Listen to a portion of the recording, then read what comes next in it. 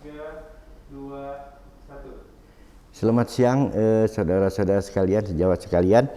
Pada kesempatan ini saya akan mengulang kembali mengenai anatomi perineum yang memang mungkin yang lain sudah pernah mendapatkan beberapa kali, tapi ini refreshing saja sebetulnya. Nah, kalau kita lihat bahwa perineum itu sangat rentan untuk terjadi kerusakan karena persalinan pervaginam seperti yang terlihat dalam gambar seperti ini ya. Nah, ini karena regangan yang berlebihan akan menyebabkan robekan seperti ini. Sebetulnya ini sering dikemukakan, tapi kita refreshing lagi mengenai anatomi ini supaya nanti pada waktu penjahitannya menjadi baik dan hasilnya secara fungsional baik. Ya, silakan.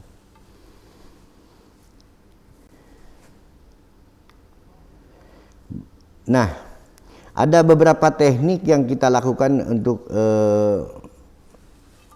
lakukan episiotomi. Sebetulnya apa sih tujuan episiotomi? Tujuan episiotomi itu pertama kali dulu, sebetulnya zaman dulu itu ingin membuat suatu luka yang lurus karena sering terjadi robekan, maka dibuatlah luka yang lurus sehingga nanti pada waktu aproksimasinya menjadi baik.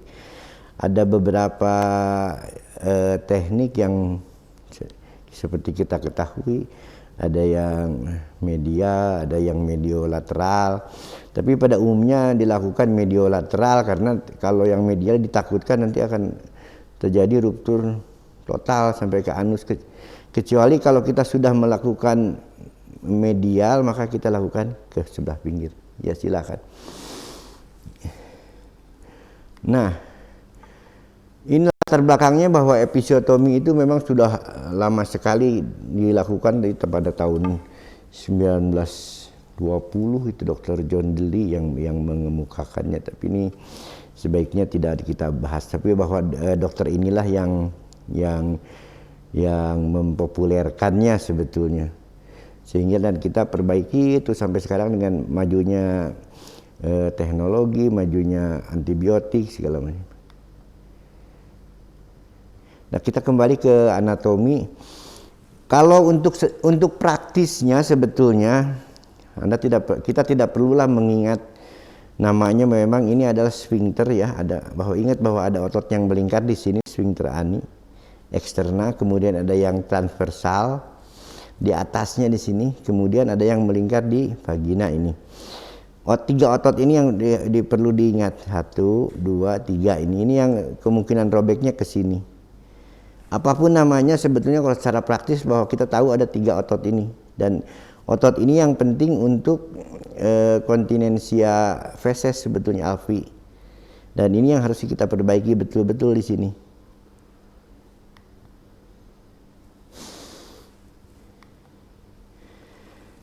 Rekomendasi WHO pada tahun 2018 bahwa penggunaan episiotomi rutin atau liberal itu tidak dianjurkan, bukan dilarang ya, tapi tidak dianjurkan untuk wanita yang mengalami persalinan pervaginam spontan. Masalahnya begini, berat bayi diameter kepala itu sama. Berat diameter kepala 9,5, kemudian berat bayi juga sekitar 3 kilo sampai 4 kilo, 2,5 sampai 3,5 rata-rata. Namun yang berbeda itu adalah elastisitas dari individu, terutama ras ya, membedakan elastisitas. Elastisitas orang kita di Indonesia umumnya yang ras mongoloid, ras mongoloid itu memang agak kaku dibandingkan dengan ras yang berasal dari kulit putih ya. Kulit putih memang lebih lunak. Jadi kemungkinan terjadi robekan itu lebih kecil. Makanya WHO tidak menyebutkan, tidak dilarang tapi tidak dianjurkan gitu. Nah, itu yang saya bilang tadi, elastis perineum itu berbeda-beda. Jangankan antar ras, antar individu pun akan berbeda pula. Nah, apa yang keberhasilan perbaikan luka perineum itu sangat tergantung dari seberapa besar sebetulnya tingkat kerusakan yang terjadi. Kemudian seberapa kemampuan dari operator untuk mengenal anatomi dan teknik memperbaikinya. Nah, itulah yang harus kita pelajari. Kita misalnya tahu anatomi tapi skillnya kurang bagus juga bisa, atau kondisi yang tidak memungkinkan dengan bekerja dengan baik. Misalnya idealnya sih memang kalau untuk ruptur yang besar itu harusnya pakai anestesi, betul-betul anestesi total ya, tapi sulit mungkin untuk dilakukan seperti itu, maka kadang-kadang hanya diberikan anestesi lokal. Harusnya di ruang operasi dan nyaman, tapi kebanyakan kan tidak lakukan seperti itu. Ini pada keadaan akut ya. Dan bagaimana 50% adalah perbaikan di awal, 50% adalah perawatan setelah perbaikan itu, karena bisa saja waktu melakukan baik tapi setelah di rumah itu akan terjadi infeksi. Kita kembali ke anatomi. Yang perlu diingat saya bilang ini adalah yang otot yang muter, sphincter, kemudian ada otot ada otot yang lurus tadi ya. Dan selain itu adalah pembuluh darah. Semua pembuluh darah yang ke vagina itu datangnya dari atas. Ada memang dari luar aja, dari pinggir sini, tapi kebanyakan yang besar itu adalah berasal dari atas. Jadi kita kalau menjahit itu, kalau ada robekan maka pangkalnya itu harus betul-betul terjahit. Kalau tidak nanti perdarahan terus. Jadi sekali lagi bahwa darah itu yang datang dari puncak vagina ini. Bagaimana dengan persarapan? Persarapan di sini memang sedikit sensitif ya. Persarapan itu ada menurut pudendus. Itu biasanya kalau kita lakukan pudendal block ini ke sebelah sini, tapi jarang dilakukan lagi. Kadang-kadang hanya lokal saja di sini kalau untuk luka yang ringan. Dan persarapan ini kalau tidak begitu hebat memang tidak sampai ke sini robekannya.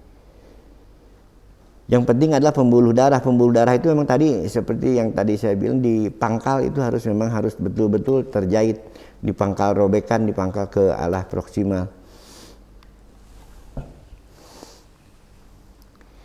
Jadi regangan, kita lihat ilustrasinya bahwa regangan inilah yang akan menjawabkan robekan sebetulnya. Robekan ke kiri atau ke kanan, atau kalau tidak di episiotomi malah menjadi kacau balau, ini kacau sekali. Ini ada berbagai tingkat robekan. Nanti mungkin pembicara yang lain akan bicarakan. Jadi saya hanya lewat saja bahwa ada robekan, ada tingkat 1, 2, 3, dan 4. Ini pembagian ini berdasarkan secara fungsional nanti kelainan yang akan terjadi, dan selain secara anatomis juga. Tapi nanti diharapkan pada waktu perbaikan itu secara fungsional memang baik gitu.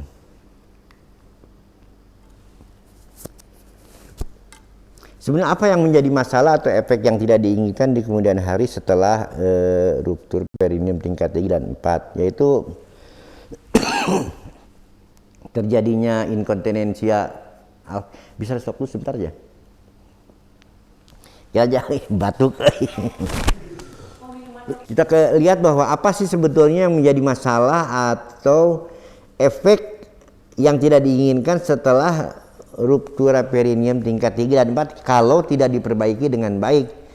Itu yaitu terutama adalah inkontinensia ani. Inkontinensia ani itu ketidakmampuan mengeluarkan feses secara volunter ya.